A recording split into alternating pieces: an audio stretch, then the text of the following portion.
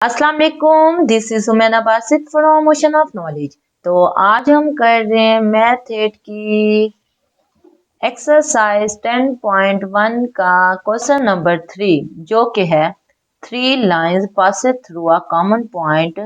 3 lines हैं और एक कॉमन पॉइंट से लाए कर रही हैं। देखें, एक कॉमन पॉइंट है, देखिए यहाँ पे एक कॉमन पॉइंट है और इस पॉइंट से 3 लाइनें पास कर रही हैं। तो ये एक लाइन हो गई, ये दूसरी लाइन हो गई और ये तीसरी लाइन हो गई।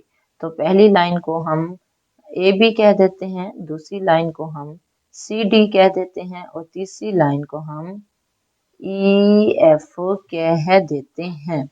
3 lines pass through a common point and divide the plane into 6 equal angles। तो 6 एंगल्स बन गए ना, एक angle, 2 angle, 3 angle, 4 angle, 5 angle और 6 एंगल। 6 इक्वल एंगल्स में ये जो प्लेन है, ये जो प्लेन दिया हुआ है जिसमें एक पॉइंट था, उस प्लेन को उसने 6 इक्वल एंगल्स में तब्दील कर दिया। Express the value of each angle, हर एंगल को, और अगर एंगल यहाँ ए है, क्योंकि सेम एंगल है तो हर जगह पे ए डिग्री ही होगा। तो यहाँ पे 6 एंगल बना दिए। आगे है express the value of each angle in right angle and in degree. तो ये जो एंगल दिए हुए हैं 6 एंगल्स, इनको डिग्री में भी बताना है और राइट एंगल में भी बताना है। आपको पता होना चाहिए कि जो राइट एंगल होता है वो 90 डिग्री के बराबर होता है। तो हमने जो एंगल्स दिए हुए हैं उनको डिग्री में भी बताना है और राइट एंगल में भी बताना है। तो अब हम चलते हैं सॉल्यूशन की तरफ। तो देखिए ये डायग्राम बनी हुई है, A B C D and E F pass through a common point O. ये जो एक कॉमन पॉइंट था ओ, उसमें से ये तीनों लाइनें गुजर के जा रही हैं। ये ए बी लाइन है, यहाँ इस पॉइंट को ए और बी कह दिया। ये सी डी लाइन है, इस पॉइंट को सी और डी कह दिया। और ये ई एफ लाइन है, इस पॉइंट को ई और एफ कह दिया। ई F pass through a common point O that measure angle A is equal to measure angle A। क्योंकि तमाम एंगल्स एक जैसे हैं, इक्वल हैं, तो सबको हमने मेजर एंगल ए कह दिया। The 6 equal angles are equal in measurement, वो मेजरमेंट के लिहाज से बिल्कुल इक्वल हैं।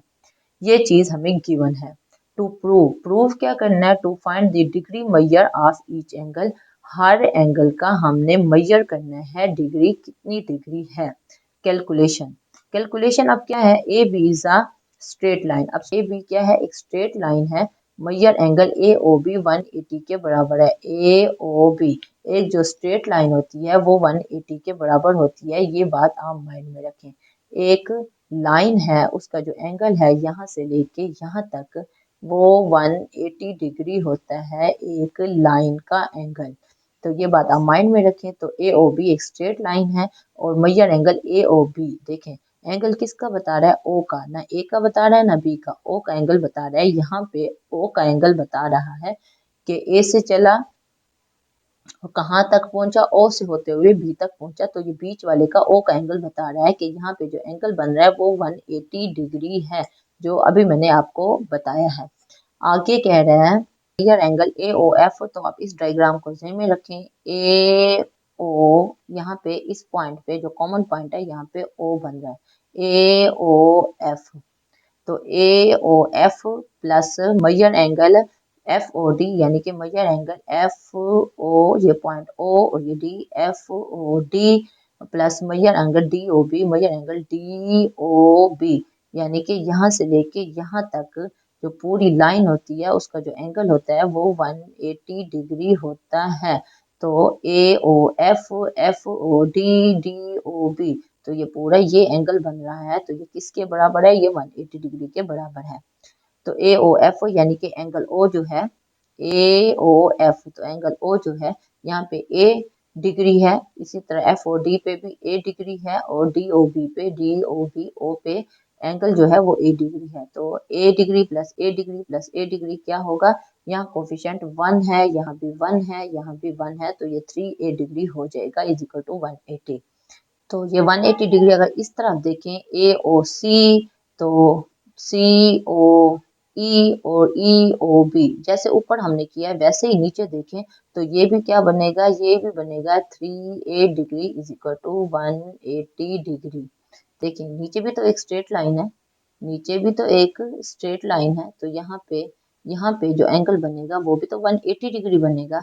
और ए ओ सी ओ डी और ई ओ बी, इन तीनों को ऐड करेंगे तो वो भी क्या बनेगा, 38 degree is equal to 180 degree. यानी जो काम हमने ऊपर किया है वही काम हम नीचे भी करेंगे। जो काम ये हमने किया है इन्हीं को ऐड करके, तो नीचे वाले एंगल्स को भी ऐड करके 180 डिग्री हो जाएगा। तो इसको हम 1 का नाम दे दें, तो 1 और 2 को हम ऐड कर रहे हैं, तो 1 और 2 को ऐड करेंगे तो 3a में ऐड होके 6 हो जाएगा, और 180 में ऐड होके 360 हो जाएगा। अब 6 8 डिग्री के साथ मल्टीप्लाई हो रहा है, उधर जाके डिवाइड हो जाएगा, 360 के नीचे चला जाएगा, तो 6 360 से कट हो जाएगा और 60 डिग्री आ जाएगा। ये क्या वैल्यू निकली है, ये ए की वैल्यू निकली है। यानी कि क्योंकि तमाम एंगल्स इक्वल हैं तो इसका मतलब है यहाँ भी 60 डिग्री है, यहाँ भी 60 डिग्री है, यहाँ भी 60 डिग्री है, सारे पॉइंट्स पे 60 डिग्री है, सारे एंगल 60 डिग्री के बराबर हैं। अब आगे क्योंकि हमने डिग्री में आंसर निकाल ली है, आगे हमने राइट एंगल में निकालना है। हमें पता है राइट एंगल 90 के बराबर होता है।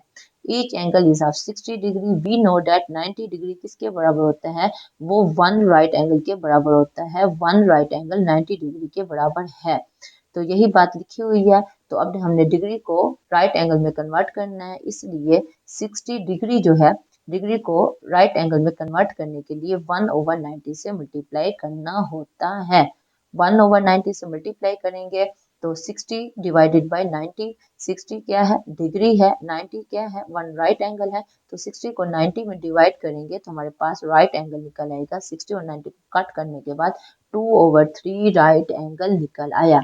तो इसका मतलब है कि डिग्री में अगर आंसर हो तो वो 60 है, और अगर राइट एंगल में हो तो 2/3 है यहाँ पे हर जगह पे। तो यहाँ 2/3 राइट एंगल है, यहाँ भी 2/3 राइट एंगल है, ये सब एंगल्स राइट एंगल 2/3 हैं। तो बहुत ही आसान क्वेश्चन है। कोई कंफ्यूजन हो, कोई मसला हो, कोई बात समझ ना आई हो, आप नीचे कमेंट में पूछना, मैं इंशाल्लाह कमेंट बॉक्स में उसका डेफिनेटली जवाब दे दूंगी। तो अपना ख्याल रखिएगा। ओके, फिर अल्लाह हाफिज़।